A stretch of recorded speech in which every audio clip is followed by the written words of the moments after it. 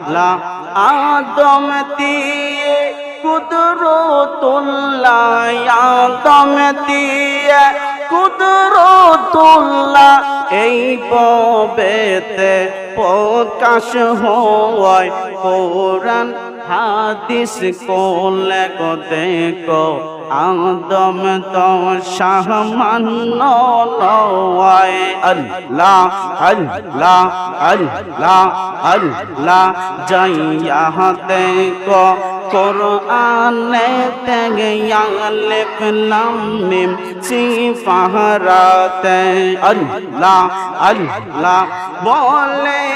আছেন পাক যাতে বলিয়াছেন পাক যাতে মোর কলিফা আদম হয় কোরআন হাদিস কোলের দেখো আদম তো সামান্য নয় আল্লাহ আল্লাহ আল্লাহ আল্লাহ আল্লাহ